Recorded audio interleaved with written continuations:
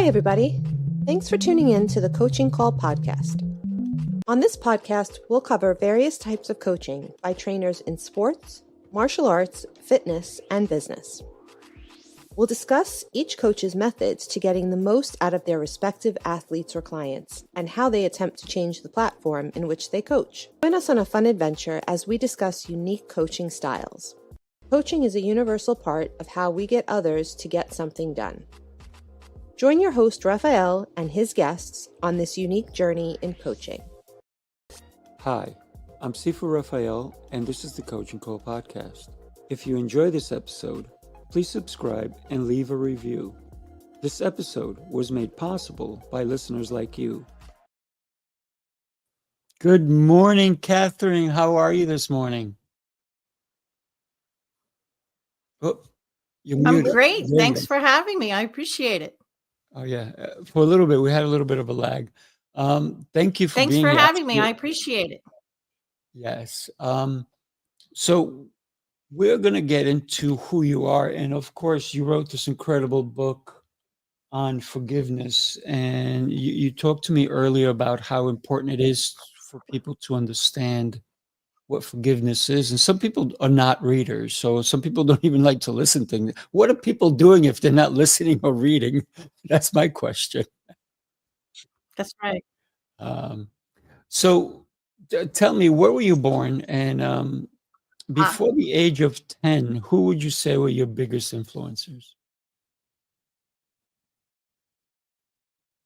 And before the age of 10, my biggest influence was probably Carol Burnett, believe it or not. Mm. Why? And the reason she was my biggest influence is a wild story, and it's really true. My great-great-grandmother was like 192 years old in New York City, and I think she was in her 90s. But it was raining. She had a little bag of groceries over her arm. Of good. She was soaked to the bone. She was trying to get home from the grocery store, and all of a sudden, this big black limousine pulls up to the curb. This woman in a silk wrap dress gets out, soaked to the bone the minute she leaves, gets my great grandmother, puts her in her limousine, puts a blanket around her, takes her home, walks her into her house, makes sure she has tea and she's dry, and then she leaves. And I kept my eye on Carol Burnett my entire life. I wanted to be funny. I wanted to help people. The money,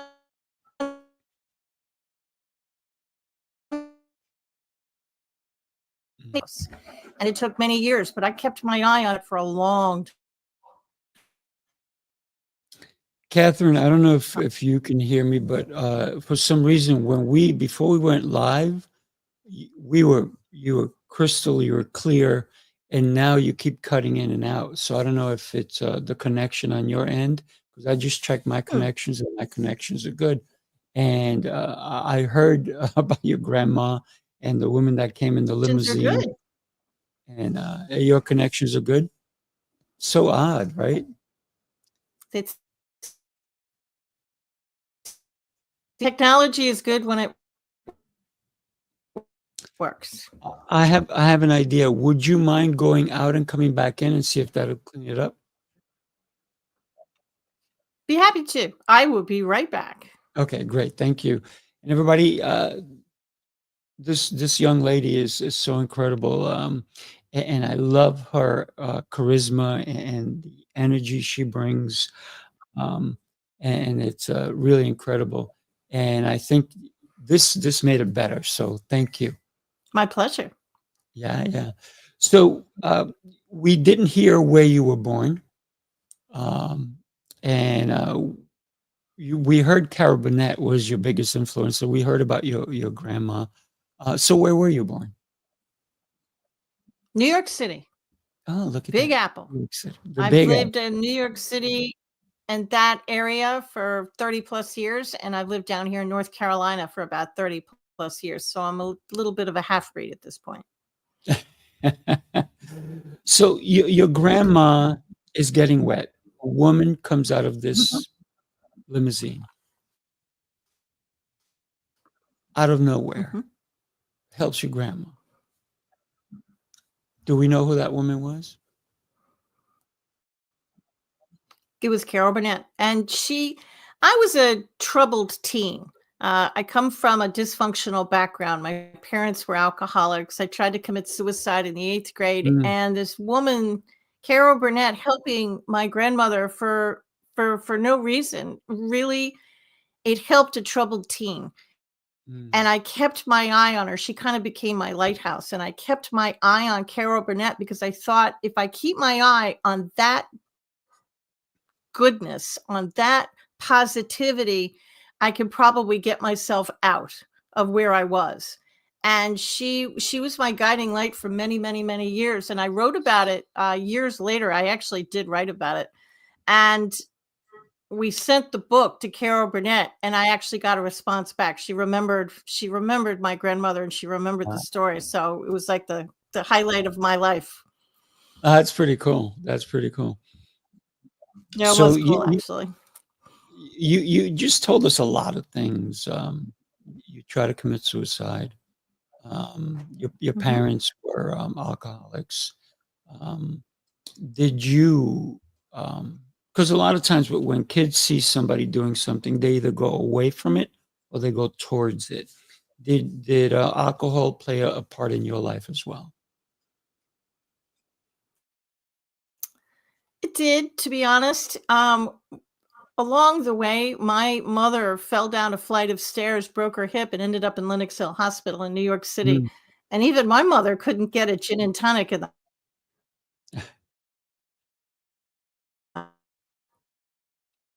it was in my mid-20s. I spent 3 years, forgave each other. We practically finished each other's sentences. mm, And then she died of breast cancer 3 years later. But I did have mm, those 3 sober years with her. And I realized that if I didn't clean my act up, I was going to die flat out. So mm. I've now been the only New Year's resolution I actually ever kept. And I've been sober now for 35 years. And it changed my life and it got me onto that road of forgiveness that I actually talk about today. Mm. And so that's why you wrote this book, huh? Would you say that's Yeah. one of the And reasons? forgiveness it's played a huge part in my life. And when you first get sober, most of us go to AA or we go to some kind of recovery program and they want you to make amends. Mm, They want you to forgive people. And here's my problem. I was really shy. And I'm so old at this point that when I was going through this, there was no technology. If I could have text messaged these people, it would have been brilliant. I would have loved to be able to text people because I was shy. But we had 2 choices. You either called them up on the phone and risk getting yelled at, or you saw them in person and get yelled at in person. So either one was just awful to me, and I didn't like it because I was shy.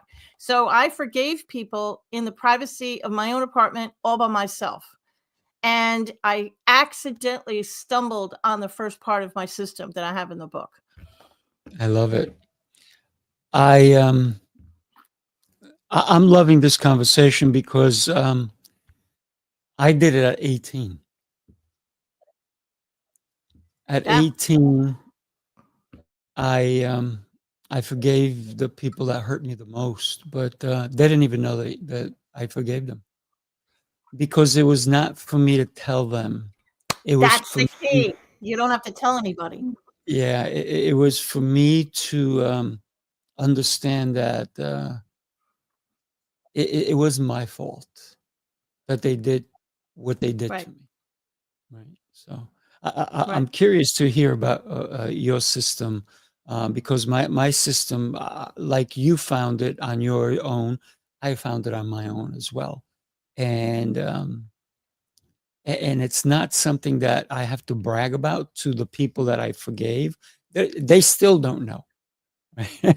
And I'm okay with it. And I for me, forgiveness became a freedom, like what you talk about to the ultimate path, right?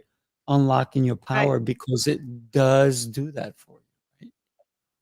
I'd It love to does. hear more. The thing about forgiveness, my friend, is everybody tells you to forgive. Your preacher, your pastor, your parents, your teacher. Nobody tells you how. And what if you don't want to? What if it's unforgivable? Then what do you do? So on a 10 scale, with 10 being an unforgivable dumpster fire, as it were, and 1 being the easiest person in the world to forgive, every single person watching this live stream is thinking of their number 10 person. And that's fair because they're the person that hurts you the most. And that's why nobody wants to talk about it and nobody wants to forgive because you're thinking of the dumpster fire. So my system is designed to start with the easy ones. And we work our way up to those creepy people. And we'll talk about how to forgive the unforgivable. But I'm the only one that's going to look at you and say, you don't have to forgive the unforgivable. Why? Because there's a lot of people, places, and things. And I did say places and things. Please don't click off. Stay with me. That you can forgive before you even get to that number 10 person. But a few principles that I like to tell everybody. Just because I forgive you doesn't mean I want a relationship with you. I probably don't, to be fair. And I probably have things in place that prevent me from speaking to you if it's really a high level forgiveness person, right? And it also means I probably don't want to talk to you. So you don't have to reach out and call these people. There, all the stress is out of everybody. You don't have to talk to these people and make amends in person. And here's the big one that trips up 10 out of 10 people. Just because I forgive you doesn't mean I'm giving you a pass all of a sudden. It doesn't mean that all of a sudden I'm saying you were right and I was wrong. It doesn't mean that I'm weak and I'm giving into the dark side, as it were. See, I think that started when we were kids in grammar school or maybe even in kindergarten when somebody punches you in the eye and the teacher comes over and says, oh, it's okay, kids. Now, apologize to each other and go off and play together. It's like, I don't want to apologize to them. They just hit me in the eye and I don't want to play with them. Right. So I think we all connected some unseen dots that should never have been connected. Just because I forgive you doesn't mean you're correct. You're still wrong. You still have to make amends. You're still horrible. Forgiveness. That's it. I want to stop thinking about you. I want to stop dreaming about you. I want you out of my head. That's it. That's it. You cut out. You cut out a second ago. Where they are or not doesn't matter. Yeah. Because you don't have to reach out to anybody. It means you can also forgive dead people because where they are or are not doesn't matter a lick. If they're in your head, they can be forgiven. Yeah. I love the fact that we can forgive someone. That doesn't mean that we also don't forget what they've done. We don't acknowledge and say, okay, because a lot of people will say, I'm sorry. And because they know they keep doing the same thing over and over again, and they think that rectifies everything. Those 2 words, I'm sorry, or 3 words, I am sorry. And I keep telling people, stop saying I'm sorry. Only say it if you mean it. That's right. And that's right. It's very interesting because I don't like to be yesed also.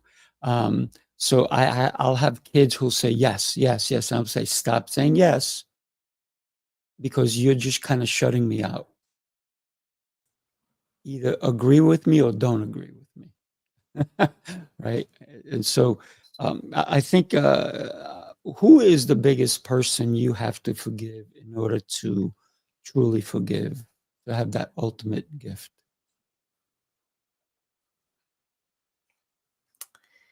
I had a lot of people I would label a number 10, meaning unforgivable person.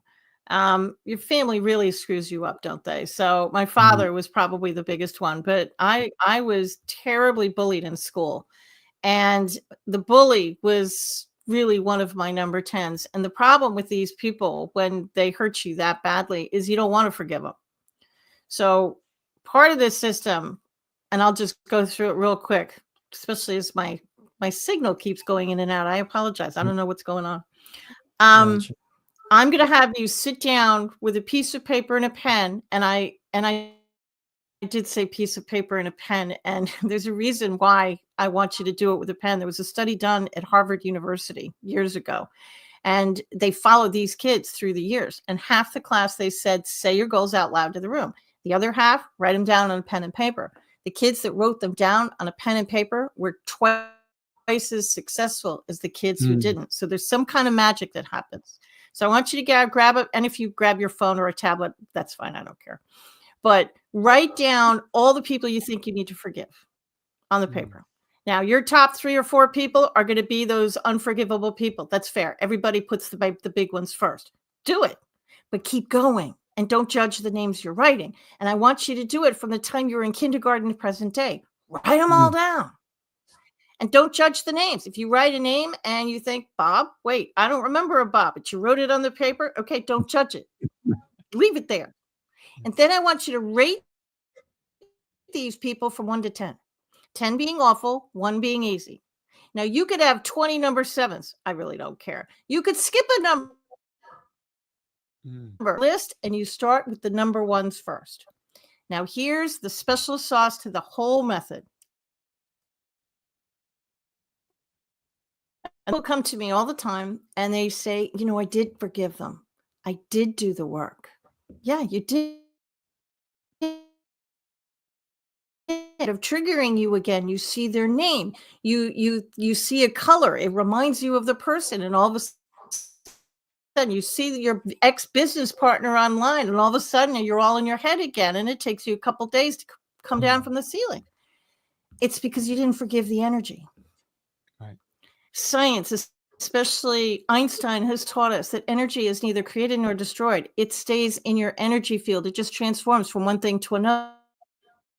So when you get angry, you think it leaves your mouth and it dissipates in the universe. It does not. It hangs in it irritatingly hangs in your energy field. And everything on our planet has an energy field around it, including this little silver microphone. So all of it can be forgiven. So I'm going to have you look at that first person, and I want you to imagine the person is standing in front of you. Now, if you're forgiving somebody from the 3rd grade, I don't want you to imagine the adult in front of you. That's big. And then I want you to say whatever you want to say. If you never got closure with whoever you're forgiving,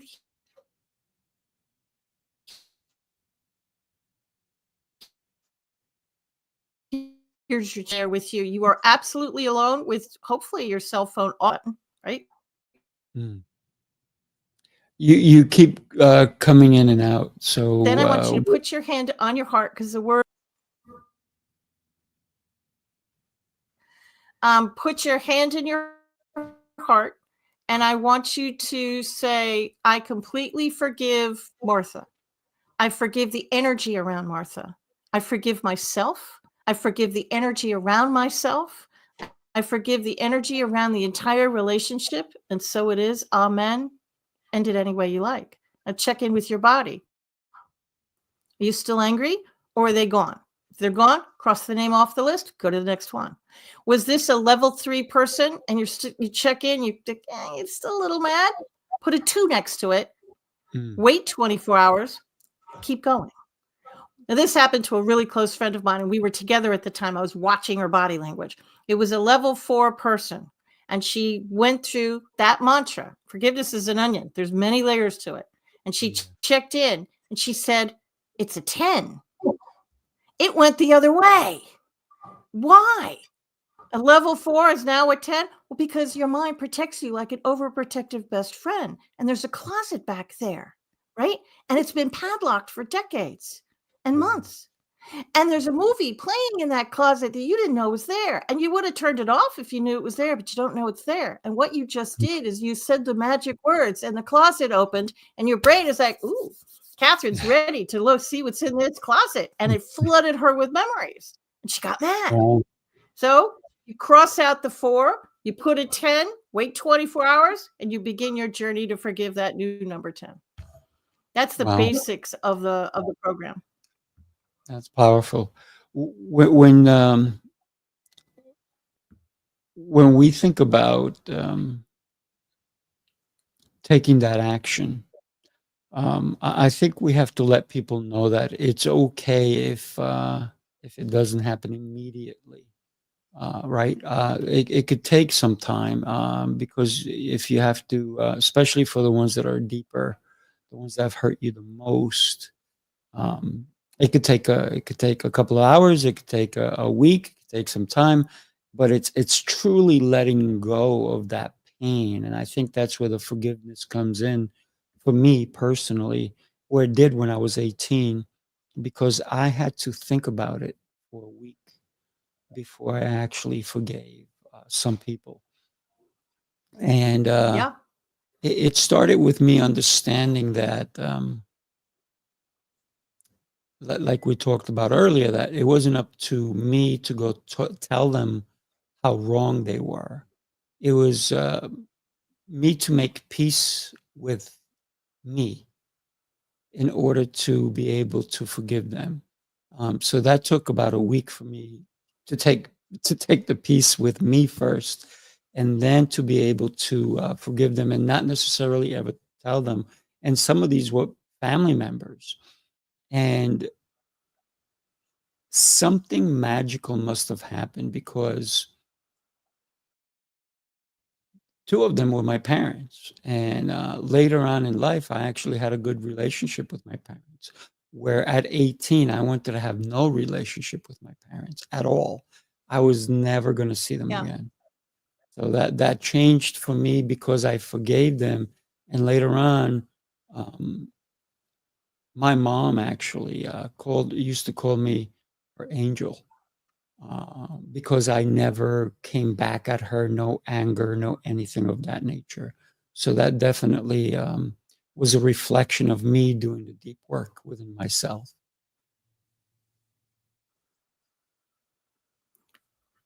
Here's the thing about forgiveness. There's a couple of sayings that we bandy around without thinking. Forgive and forget. Okay. Mm. I'm originally from New York City, and I can guarantee you with 100% positive certainty that we don't forget anything. It's not in our DNA. We don't do it. So there is no forgetting for anybody who was raised in New York, right? Mhm. My system, and you are starting with the easy ones because this is a journey. And you start with the easy ones because you'll start to feel better, and it's going to give you courage to when you finally get to those horrible ones, right? And there's a trick behind the horrible ones, but it's going to, you're not going to forget, but it will remove the emotional charge. You're not going to care. You're not going to care good. You're not going to care bad. That's what's going to happen. I can look back at my childhood now, and instead of regurgitating all those horrible memories, I actually can see the pockets of love that were there now. I can see the adults that were trying to help that kid. And I could forgive my parents after a while. It took an awful long time to get those number 10 parents down to a 1. It took months. It took a long time, which is why I want you to start with the easy ones. But you're not going to forget, but you won't care. And that's freedom, because they'll be out of your head, and you're freeing up your headspace so you can concentrate on things that bring you joy. And no, you don't have to tell these people. And my father died 30 years ago, so I can't even get to him. But now, believe it or not, I have good memories and I have positive memories. Now I practice what I preach. I had a podcaster look at me recently and said, okay, do you have a picture of your father displayed in your home? It was an interesting question. No, I don't. I have the pictures, but they're in the cabinet. Why? Because just because I forgave him doesn't mean I want a relationship with him, even now. Interesting. Um, for me, it was different. Not everybody I forgave do I have a relationship with, but for my parents, I forgave them, and I personally said I'm gonna have a relationship with them on my terms, not theirs. So Perfect. that's how I did it. But some people that I forgave no longer in my life, and these are people that hurt me even when I was 10 years old, and it was not for me to. And when I was 18, they were still around. I just somehow removed myself from being near them. And at this point, um, people said, "Oh, we're gonna go see so and so." I'm like, "No, I'm good. I'm not gonna go that day. I'm gonna go do something else. I'm busy," or something like that. But they didn't even know why, right? Yeah. No, I got a It thing wasn't. to do. Sorry. It wasn't their business to know why I didn't want to go, why I didn't want to Yeah. see these people. So for me, it was important to have a relationship with those I wanted, but on my terms, not theirs. And I never allowed it to be theirs. What are your thoughts on that?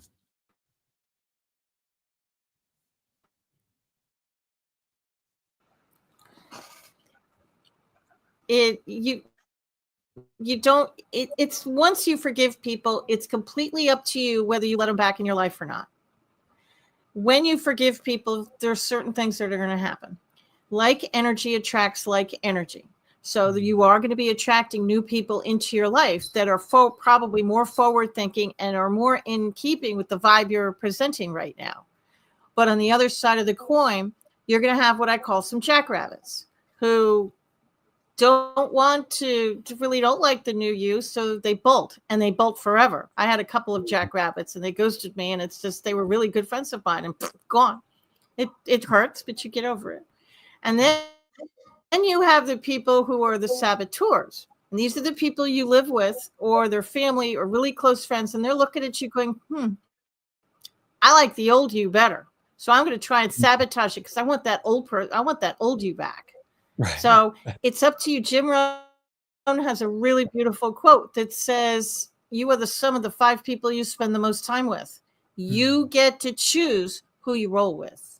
Your choice. Who are your 5?"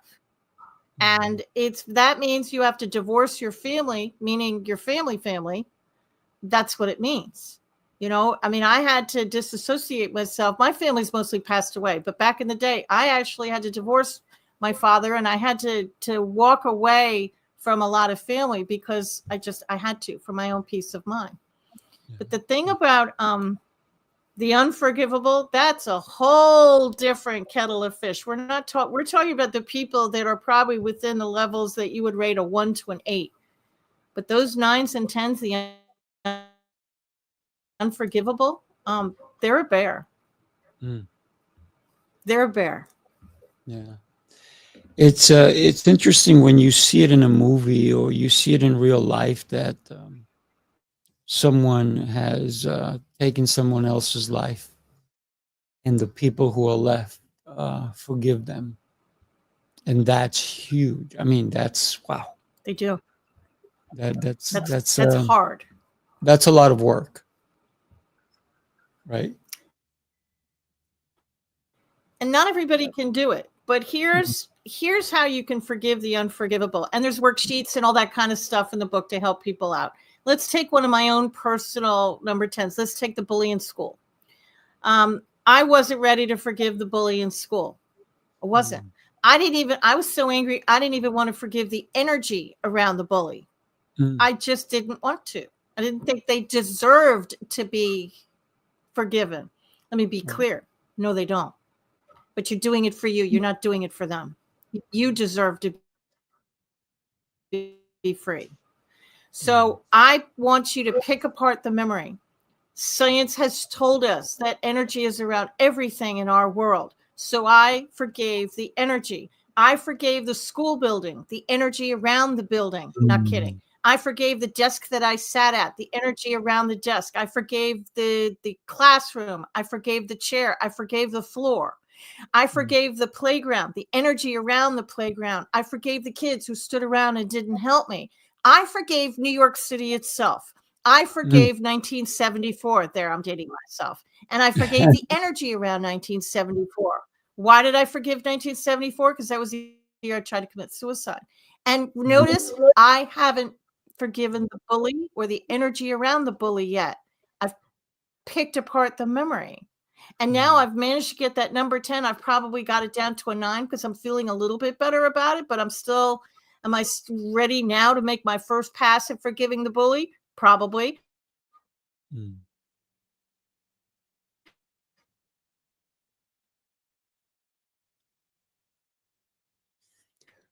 We lost the connection again, Katharine. So if you're able to come back.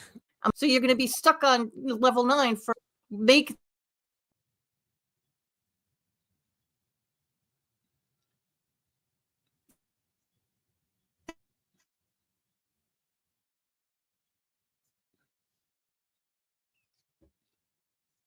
That.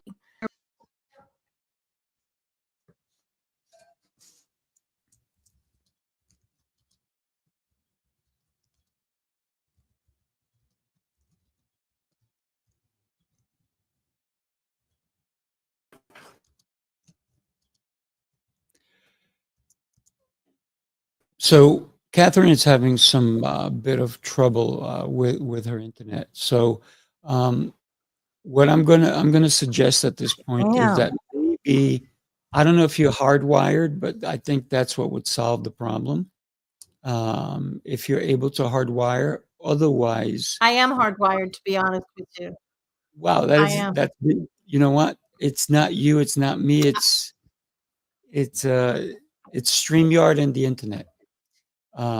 So every couple of seconds you come in clear, and then I other could times switch to my phone if you thought that would be better. you want to try that. Let's try that. I could switch to my phone if you want. Yeah, let's do These that. poor people that are watching this live, I apologize. So why don't But we'll get off technology is of here good when it and works, then is it use not? your phone. Yes, and like you're saying, apology works. Yep, If I will people are be. willing to accept it. Right. Man. Oh, there we go. All right. So you can log off of here and then log on with your phone. I will. I'm staying on here just while I type in my name. Sure, absolutely. It won't let me in until I type my name in. Yeah, there you go. So StreamYard is, we're calling you out, StreamYard. We're going to forgive you. But we StreamYard wanna, does not. I'm gonna,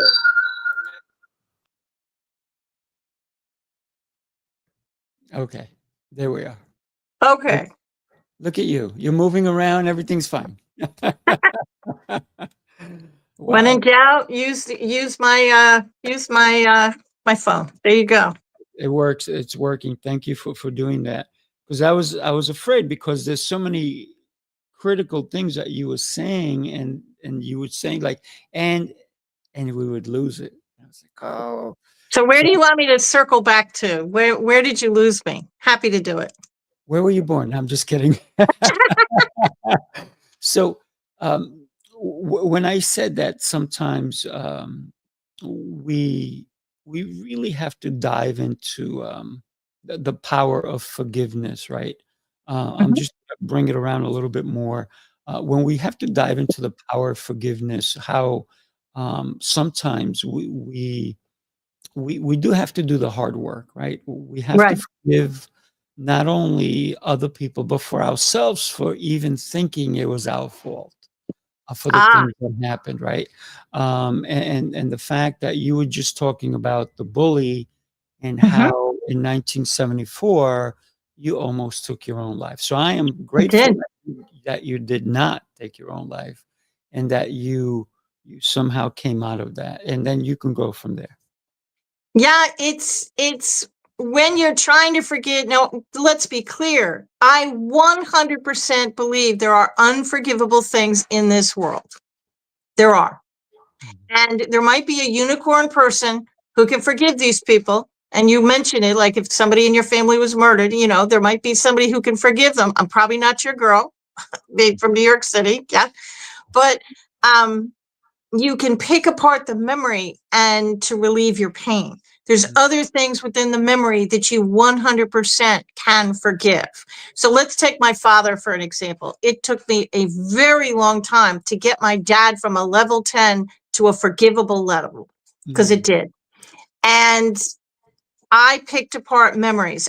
He used to keep us at the dining room table when he was drinking, and he used to lecture us, and it seemed like it took forever. I was a kid. I'm sure it wasn't forever, but it seemed like it. So I picked apart the memory. I forgave the table we sat at, the energy around the table. I forgave the chair that I sat at, the energy around the chair. I forgave the food on the table. Not kidding. I forgave my mother, my brother, the energy around that. I forgave the dog. I forgave my childhood home. I forgave New York City. And it allowed me piece by piece to get my dad from a level 10 to a 9, stuck on 9 for a very long time. The first few passes didn't mean it. I mean, you say the words forgive and you don't mean it, but eventually it kind of got up steam. I would pick apart more memories. And that's kind of how I got all the way down. Now, this is the first book of 3. And the next one is going to be about how to forgive yourself and how to forgive the unforgivable, a deeper dive, and how to forgive money. But here's the thing. Once I forgave my father, somebody asked me, it's just in passing, what's the biggest regret of your life? And I, without a doubt, said, well, I was so angry at my father, I didn't let him walk me down the aisle 33 years ago. And I regretted it to this day. And then I sat there and I had this little aha moment, and I thought, I just forgave Dad and I got him all the way down, but now I have to go the other way. Now I have to write a list of all the things that I said to him and all the bad stuff. Because when you're angry, you say things you don't mean, right? You can't get those words back. And I realized that there was a lot of stuff out there that I needed to forgive myself for. So the second list that I started to write, I went through the first list of people I wanted to forgive, but then I wrote a second list of people I wanted to forgive me. So forgiveness is never done. We're human and we irritate each other, but it's also like an onion, and there's many layers to the onion. And I get many people who say, I did what you said, I made my first pass and it didn't work. I love it when people tell me that. Yes, my friends, they did work. You forgave the first layer. Your brain is going to kick in and it's going to come up with memories. Now, if you're still being very stubborn about it, I want you to repeat the following mantra every night 3 times before you go to bed for the next week. I completely forgive myself for not being able to forgive and the energy around this thought. 3 times a night for the next 5 days. And you may not even need to do it for 5 days, because at some point your brain is going to kick in, those closets are going to open, and you're going to start remembering things. And you should just start to write it down. Now, I never said this was going to be easy. This is called shadow work, and it's painful. And I know you don't want to go back there anymore, because you don't. But I'm only asking you to go back 1 or 2 more times into your past, because at some point you're going to be free and it's going to be out of your head. And as you very eloquently said, you can have a relationship with these people or not. And nobody has to know you forgave them unless you want to tell them. You do not have to reach out to them at all. At all. Yeah. And earlier you talked about forgiving somebody who's passed, somebody who's not around, or somebody who moved away and you're never going to see them anyway. Still forgiving them just because they're out of your life. I think if you don't forgive somebody, and just because they moved away and you think, oh, I don't have to see them, but inside of you, you still have that pain, that hurt. And I think it's important to get that out, right? So it doesn't live in you. Right? You got to get rid of it. You got to get it out. Well, that's the thing about the system, is when you're alone in your room and you're going through your list and you get to, let's say, a level 7 or 8 person, and they hurt you and they've passed away, and you never got closure with these people. You never got to say what you really wanted to say. Well, I want you to imagine that they're standing right in front of you. Now, if you can imagine your childhood bed in your mind right now, the colors of your childhood room, That's what I want you to do. I want you to imagine it in your mind's eye. Not everybody can do this, to be honest. So if you can't see them in your head, talk to a chair. And if you really need a physical aid, put their picture on the chair. Now talk to the chair. You're alone in the room. The only person in the room is the dog, and your phone is off. So you say whatever you want to say. You can laugh, you can scream, you can rage at him, you can throw a book at it. I don't care. Get it all out. And then you say my mantra and allow the energy of the words to clear. And as I said, you're not going to get a number 10 level person down to a 1 overnight. Not going to happen. It's going to take a minute. It's going to take a while, and you're going to have to make several passes. But freedom is your prize, and you will finally be free of these people, and it will be able to think of other things. I love that. Katharine,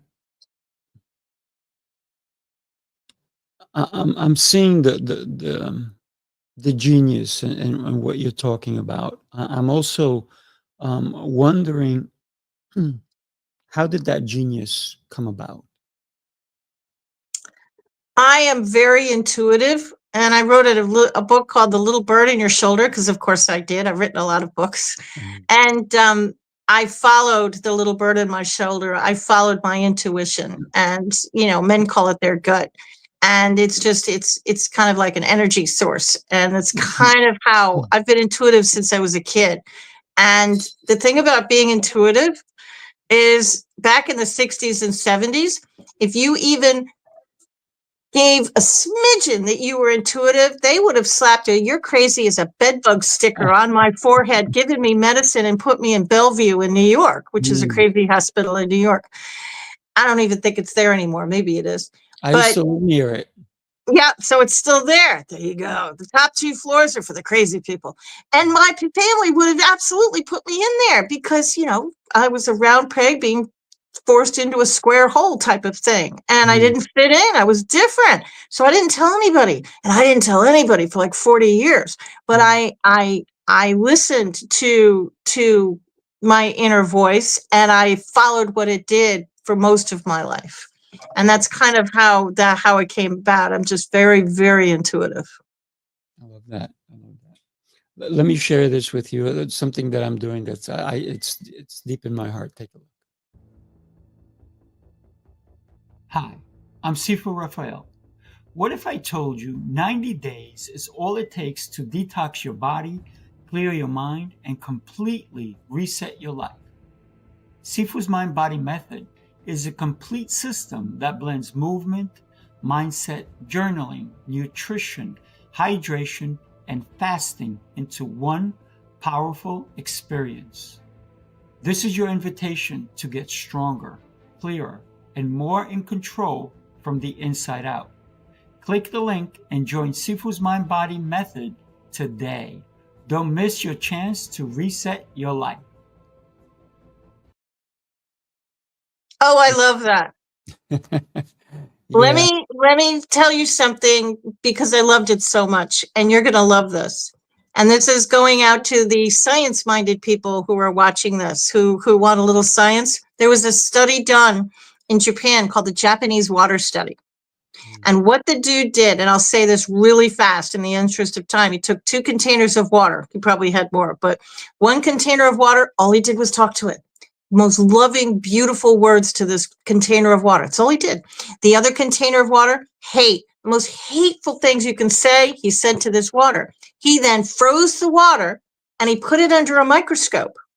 The water that he spoke love to had these beautiful formations. The water he spoke hate to, these black and brown, sick malformations. Now, why am I telling you this? Because people have a tendency to say anger is toxic. Well, how? When you are in your bad self-talk, when you are filled with anger and bitterness and regret, what do you think you're doing to the water cells within your own body? You're literally making yourself sick from the inside out. Yeah, absolutely. And that's why you need to forgive and eat clean food and clear your mind as much as you can and do forgiveness, because it will literally change you it's going to change your cells. It's going to change from the inside out. Yeah, yeah. It's very interesting because you can look at somebody, their physicality may look healthy, but on the inside, woof, What's are also they? their energy? You can feel it because we're all emanate. Can I say that word? Emanating. There we go. Yeah. Emanating an energy field. And Mhm. when you talk to somebody, have you ever shook somebody's hands and you pull away and they have an instant dislike of you? I mean, you even take a step back and you're like, whoa, there's just something off about this person. Yeah, That's their energy field. Your energy just, it's like oil and water. yeah. So it's something you can feel and you can see. So when somebody doesn't like you on site, don't take it personally. It's probably your energy field. Plus, who doesn't like me? Come on. I'm just I kidding. have I have a really, really funny story.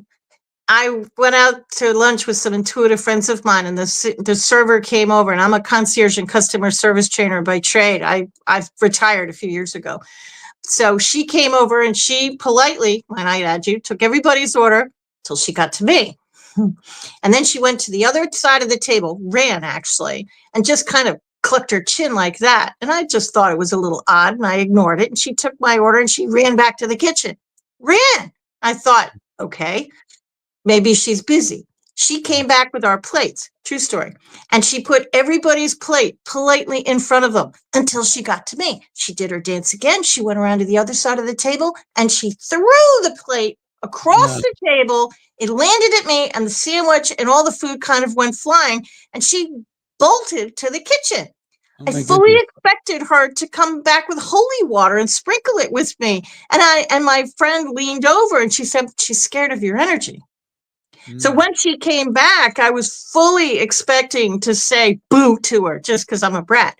But my concierge training kicked in and I was very polite because there was nothing, but it was my energy she was scared of. It Mm. wasn't me. And if you're in the grocery store, you can be looking at something in the produce section and it's empty. And then all of a sudden there's all sorts of people standing around you, all reaching for the same thing. They're attracted to your light like a moth to a flame. Yeah. But the opposite has also happened. You can clear a room sometimes, depending upon who's in it. Oh, yeah, yeah. Energy is so powerful that some people don't recognize it, and Mm, then, and like you said, it's not your fault. It's not necessarily. It's just the no, energy that's flowing in you, that's right. right? So, how do we, Catherine? How do we create better energy inside of us? I think it's a matter of eating clean, remove the chemicals from your body as best as you can. I'm a cancer survivor, so I'm a clean eater. So if I don't understand the ingredients, I don't eat them because I don't want to get cancer again. And I think it's a matter of forgiving people because that's going to help. Here's a visual for anybody listening. I'm just about to hold a coffee cup in front of my face. This cup represents anger and bitterness and sickness. And when I first get angry, look at it. I can hold it off to the side. It's easy. I could be talking to you. We could go out to dinner. I could Mm. manage my anger. This is easy. But if I don't take anything out of it and I don't take care of myself and I don't clear some of that anger and resentment out of the cup, I'm going to continue to put more stuff into the cup because that's what humans do, right? And that's what the family's going to do. And I'm going to get irritated. Right. So now it's starting to hurt. So now I'm using two hands to hold up the cup. Look at I'm still can manage my life, sort of, but it's starting to get into my conversations. And if I still hold on to it, well, now I can't see you at all. I am missing all sorts of things. I am missing my dream relationship. I'm missing my dream job. The perfect house just came up on realtor.com. I Mm. missed it. Why? Because I'm so focused on my Mm. story and my anger and what happened to me. I have no time for anything but that. And I'm even spinning the stories funny, but I'm still saying them. So, what's my system going to do? When you're forgiving people you've rated a 1, 2, or 3, that is, even the 4s, that's going to allow you to move your cup back over to the side. You're going to start to feel better. People are going to start to notice. They're going to come up to you and say, Have you changed your hair? Something's different about you. Well, you've lightened your energy field and you're starting to feel better. You're starting to pay more attention to your life. And if you keep on working the system, eventually you'll be able to put the cup down. And now look at me. Now I can pay attention to everything and the people around me. And now you can live your authentic self, the person you were always meant to be when you came here to this planet. Now you can be that person. It's like carrying a backpack with every problem you have in, you throw it in there. You throw it in. You throw it in. Yeah. And you never let it go. Katharine, when you were in the service that you said you were in before, how did your understanding of forgiveness guide you in working with others? The thing about anger is, especially when it comes to customer service and being a concierge, I can teach you the most beautiful words in the world to say. I can teach you how to dress, how to act, all these things. But if you're angry, it's going to bleed through your body language, whether you want it to or not. And I had to come up with a way in a time in the if I say turn of the century, it makes me sound so old. I think of covered wagons, right? But right around the turn of the century, it's awful. You didn't, late 1990s, early 2000s, you didn't bring a soft topic to workshops, but I did, because I needed to figure out how to get these people to release their anger. And without leaving their desk, you can't always go outside. Right. So here's a quick tip for everybody watching. And it actually works. It's weird, but it really works. If you are angry at the customer in front of you and you know you can't forgive them because you're right in the moment, it's the heat of the moment, and they were just really horrible to you, they were just that customer from hell, and your boss won't let you leave, I want you to shake. Their science has proven, it's a weird study, but they proved it somehow, the dogs don't suffer PTSD. Why? Because they shake. What do? You see them shake when they've got water on their bodies, when they get up from a nap, when they're in a stressful situation. Animals will shake. They're literally shaking the crap off their body, the crappy energy. So if you can't leave your desk, I want you to, shake out your arm. They're going to think your hand fell asleep. That's fine. Let them think what they want. Shake out the other one. Shake out both your legs, like that. I guarantee you're going to feel better. And if you can go to the ladies or the men's room, go into a stall. Don't do this in front of people because they're going to commit you to Bellevue. They're going to think you're crazy. But go into a stall and literally shake yourself like an idiot. Literally like an idiot. And I promise you're going to go out and strangely feel better. Put some water on your face, go back, you're going to feel better. And if you can't leave your desk, shake your arms, shake your legs. You don't want to do this because they're going to, maybe they think you got to chill up your spine. So just do like that. And if somebody looks at you and said, I just got to chill. You can fudge this.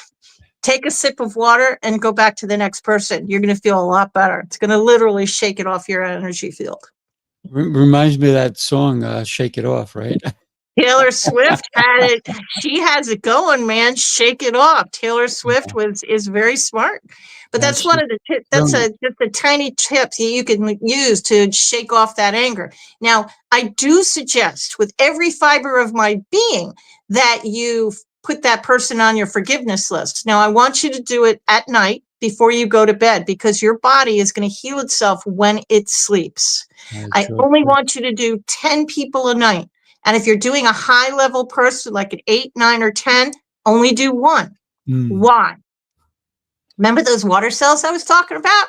Well, your body is a brilliant machine, and it's going to clear all that anger out of your body. So you're probably 9 out of 10 people, when they do forgiveness, get really tired. So do this mantra after dinner, before you go to bed. And some people, like yours truly, might be in the bathroom for a little bit. And this is a classic case of do as I say, not as I do.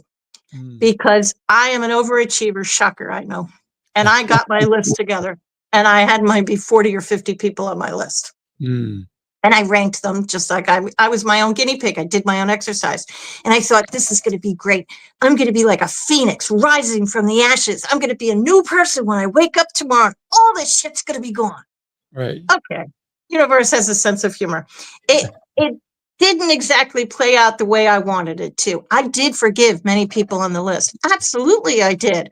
But I also spent the next 3 days in bed with what everybody thought was a stomach flu. It was not the stomach flu. It was the water cells. It was my body trying to get rid of decades of sludge, to be honest, and get rid of decades of anger. So my body was just trying to clear itself. So do this in small bites every night before you go to bed. And I'll sit and I'll think of the 3 things that I'm most grateful for. Even if the only thing I can think of is coffee exists. That's the only thing I can come up with that day. You have days like Coffee. that. Now you're talking Coffee my is a language. thing. So And then I want you to write down your 3 things, whatever it is, and then forgive your people, either 10 little ones or 1 big one, and just do it every night. And you're going to start to feel better inside and out. you make me think about children Mhm. and how we are not teaching children the proper way to forgive. Nope. And because you said, "Oh, Johnny hit you, God, go forgive him and then give him a hug," because he said he's sorry. Uh, but that doesn't alleviate, and like you said earlier, that you're still hurt, that you still Yeah. got it, and you didn't. Even if it didn't hurt, you were violated because they put their hand on you, right? Maybe it was just a Yeah. regular slap, right? And so we're not teaching kids the proper method of forgiveness, or the ones that did the wrong thing to be truly apologetic. And so, how do we help children as a parent to understand that there is power in forgiveness if we do it the right way, and there's power in asking for forgiveness, but it has to be real? I think I don't have any grandkids yet. I'm Yeah. ever so hopeful. Yep. But I think starting at a young age, and when they get angry, I think you would look at them and say, well, but from 1 to 10, how angry are you? Mm. And if they say 5, say, okay, we can work with this and explain about forgiveness. And I know a lot of people will say their nightly prayers. I read to my kids every night before they went to bed when they were kids.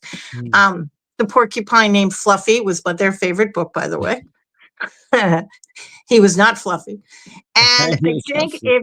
if you could get them to say my mantra as kind of prayers every night, or in addition to their prayers, and you write down the people what they got angry at, they're going to learn how to release their anger and not hold on to it. And the bully that pushed them, well, they're going to probably say, well, they're a 10. Okay, well, let's chip away at it and teach them the method as their kids. And if I had learned that, I probably wouldn't have tried to commit suicide, and I probably wouldn't have turned into one of those dark teenagers that for a good 10, 12 years, I just floated through life, bouncing from thing to thing. I was a loner, draped in black. Although everybody in New York wears black, so I don't know That's how much that means more to Southerners than it does to New Yorkers. It's like, oh, that doesn't mean anything. I wear black every day. But I just kind of floated through life. And if I had known this method, it would have been a game changer for me as a kid. 100%. 100%. So in your method does it give a voice to parents so that their kids will hear them? Sure. And I would advise, if somebody hurts my child, I'm going to be mad too. Mm. So not only is the kid going to want to put that on their forgiveness list, but the parent probably will too. Will it be a number 10? Well, it depends what you did to my child. Right. But yeah, you're right. But I think this is a conversation. Just because you forgive them doesn't mean you're giving in. It doesn't mean that they were right. It just means you want to be free of it. You literally want them out of your head. That's really what it means. And this is a really simple method for kids and parents alike to release. Imagine as a parent how much a better parent you would be if you could release the toxic sludge of your childhood that you've been carrying around. carrying that around is like a big suitcase that you've packed and you're going on a trip, and you have to lug that suitcase to the airport. And then you have to put it in the overhead, hoping there is room in the overhead. And then you have to lug the thing to the hotel. And then you got to come back and lug the whole thing back. And then what do? You unpack it and you put it in the closet. The suitcase is still there, but you're not focused on it anymore. You unpacked it. And now you can go about your life. My forgiveness system is the same way. You're literally unpacking this. You're unpacking the suitcase. I'm not telling you to forget it, because you won't, but you're not going to focus on it, and the emotional charge is going to be gone. So when you meet that, let's say my father passed years ago, but let's say he was alive today, and he invited me for Thanksgiving, for example, what would happen? Nothing. I'd probably have a really good relationship with him today, just like you do with your parents. I would probably give him a hug. Does it excuse what he did? No.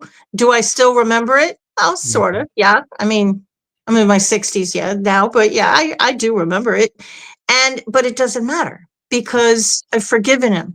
And it doesn't excuse what he did, but I live in the moment, and the past is gone. There's nothing I can do about it. So today I am free. And I am the queen of small talk. So I can talk about the weather and all that stuff for a very long time. So I can walk into a family function and nobody's probably going to know that I've forgiven everybody, and they're not going to notice. They're just going to notice I've got a little, I look better. I kind of feel better, and I'm not living story into story and completely rehashing everything that happened. I'm not telling the stories anymore. At the time they gave scotch to the dog because they wanted him to sleep on our way to Maine. Okay, for all you animal lovers, I love animals, and Oliver was fine. He was fine. He lived to the ripe old age, I think, of 13 and a half. He was fine. But they were alcoholics. That should have been my first sign. You don't give scotch to the dog. I mean, it was the 1960s now, so there you go. There you go.